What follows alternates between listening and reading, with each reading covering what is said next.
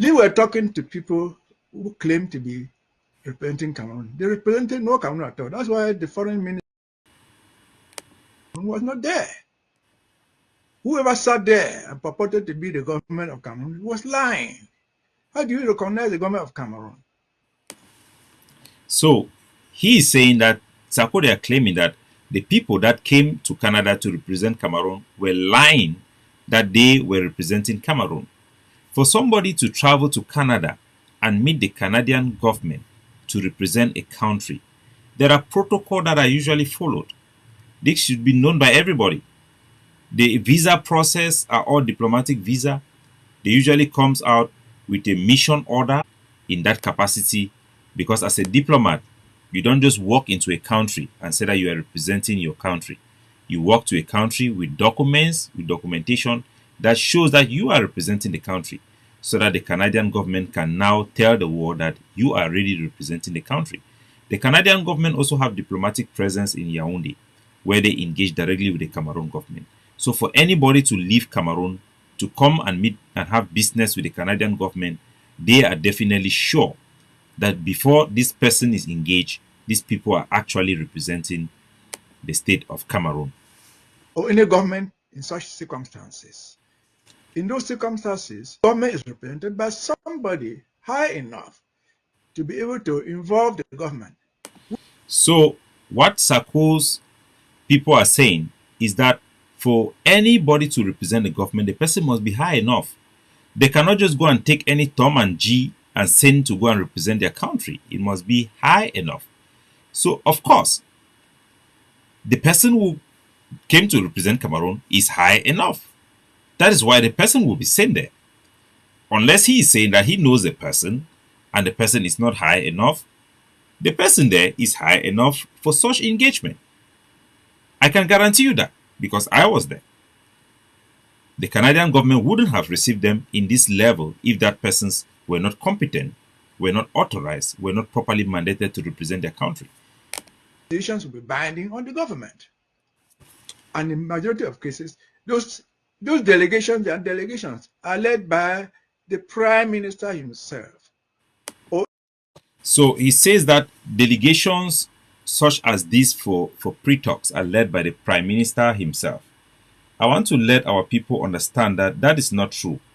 The recent negotiation that have happened, that just recently happened in Tigray, the Tigray war, that they had a peace treaty signed in South Africa. This is it. This is a picture I just put on my phone so that you can see. These delegations there were led by advisors to the Prime Minister and senior member, which is also an advisor to the Tigrayan People's Liberation Movement. So you have the government of Ethiopia sending a top advisor to their Prime Minister to go and negotiate on behalf of their government.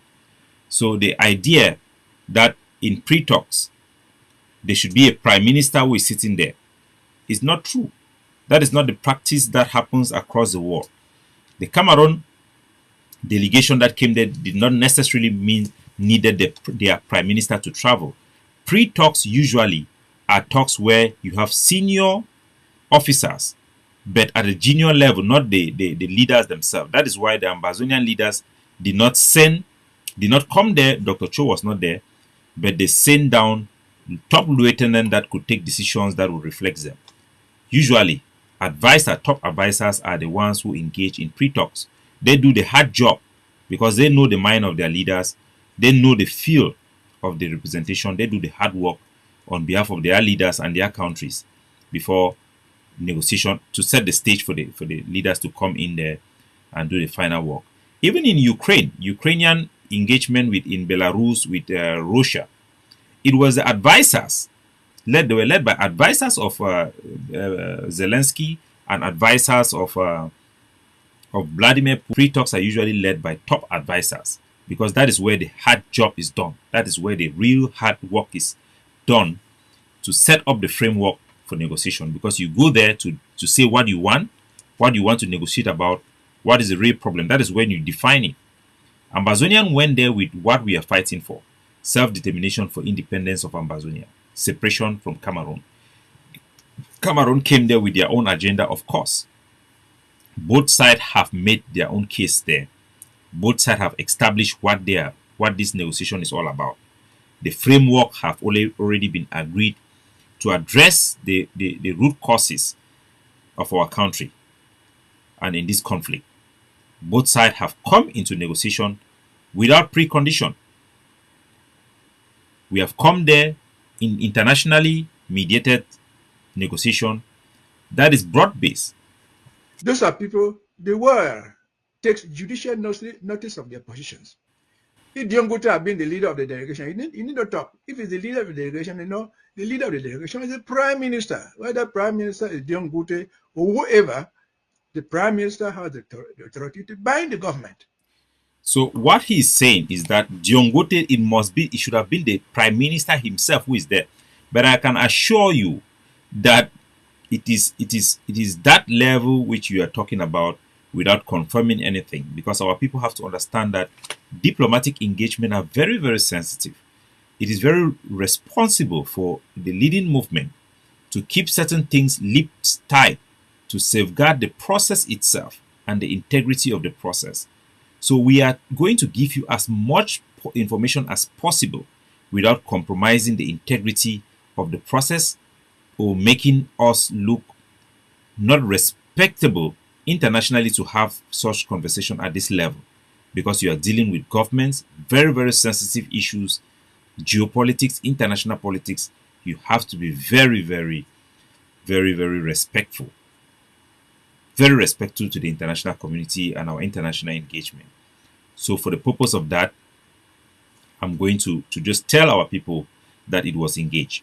And I'll give you an example. In Eritrea war, the recent one that took place, the mediation that took place in South Africa, the person that led the government of Ethiopia is Redwan Hussein. He was the advisor to the prime minister of Ethiopia. And for the Tigrayan Liberation Movement, the person who led their delegation was Reda Getachew. He is an advisor to Beth, who is the leader of that movement. They were the advisors who went there and they signed binding agreement in South Africa. So the idea that you must have Diongote sitting on that floor is wrong. If in the fall, such a senior government official is not there, whoever represents that government must have the credentials shown to the participants, signed. But I don't even imagine a situation where government will delegate the ability to involve the state into some junior officer.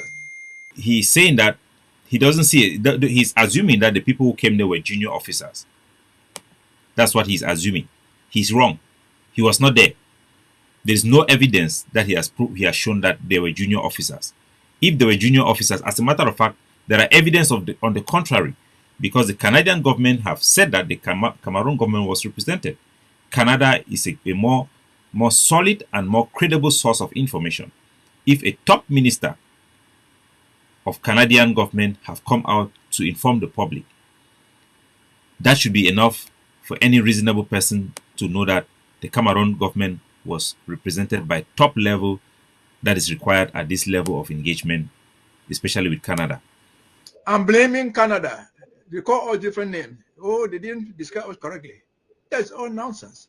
Whoever they sent from Cameroon there, it was not meant to commit Cameroon to anything. They came there as observers to go and report to their boss who sent them, not even to Paul Biya, to report to Diongote, because they came from his office. And then he will in turn report to President Paul Biya whether he will accept the recommendations or not. What was left for him, they were not going to sign binding documents there. So somehow the Sarko's camp, they know the mandate of the Cameroon delegates there, which is impossible for them to know. How would they know that they were there to observe? How can you have pre-talks to come and observe? Observe what? Observe Canada negotiating with Ambazonia. So because Cameroon was there now, you are changing that their presence there were observer status. It does not even make sense. And when things don't make sense, usually it's because they are wrong. So, Mr. Man, the Cameroon government who came there, they came for negotiation. they engaged in a negotiation, a pre-talks process with Ambazonia, with Canada facilitating the process in the presence of the United Nations. That is as good as it gets. That is international standard. That is the gold standard. And all the allegations made by Sako people are all lies. And I will get to that very soon, but let's continue. That's why even our own people went there. They have told us in their own communique, the two parties or three parties signed the document. Where is the document? So he is saying that we have said in our own communique that the three parties signed document. It is not just us who have said in our communique. The Canadian foreign minister have informed the public that Cameroon and Ambazonia have given them a mandate. That is proof that there is a mandate that have been given to the Canadian. What other proof will you need to dismiss that there is no proof? You cannot be saying that the people who have gone there have signed document and you want to see the proof. At the same time, you are saying that they did not have power to sign. They were observers. You cannot speak from both sides of your mouth unless you are lying, which is what you are doing. Or you are speaking out of ignorance, just making up things as you go. But let us hear what they... Let produce the document. And then we see who signed for who and who signed for who. The same will apply. Let me end this here. The same will apply to the so-called United Nations representative. No. Where you have a UN representative at that level, it should be a man mandated officially by the Secretary General. There's so many United Nations officers in Cameroon, human rights and so on. Nobody just walks in there and say, I'm an observer. No. That should be mandated because at the end of the day, that guy will report to the Secretary General. And this is what happened in the Africa. Let me land here. So he is saying that for any United Nations worker, the United Nations representative to be in a mediation process like this, the officer must be mandated by the United Nations Secretary General. Of course, the Canadian government have said that there was the presence of the United Nations representative. That should inform him that there was somebody there that was duly mandated by the United Nations to be there. Otherwise, the Canadian government would not say that there was a United Nations official who was present. So, ladies and gentlemen, they are asking questions not because the answer is not obvious. It's just that they are there to blackmail, to destroy something that is meant to strengthen Ambazonia, which every Ambazonia of good faith should embrace and rejoice in this big victory and an opportunity that we can, for once, move away from the path of war to the path of negotiation for our independence. Better we solve this problem in negotiation table than on the battlefield, because it is our people who are dying. So every good Ambazonian should have been celebrating and face the reality of what is happening there. But let's continue what he's saying. When they had the UN representative there, whatever thing they agreed, they took a resolution that all what we have agreed will be taken to the United Nations to be transformed into a resolution. And that's what they did. They took their findings to the United Nations and they passed it into a resolution. That's how I found myself there. I went there under a United Nations resolution. And the resolution was all from A to Z what they agreed in their in their meetings. So what he is saying is not true. Tigray and Ethiopian government have just come into an agreement in South Africa. That agreement was never submitted by the representative of the United Nations there to the United Nations to be transformed into a resolution. Not every agreement, including the agreement in Bongensville, was never submitted to become a United Nations resolution. And today Bongensville is having her independence. United Nations resolutions are not treaties between two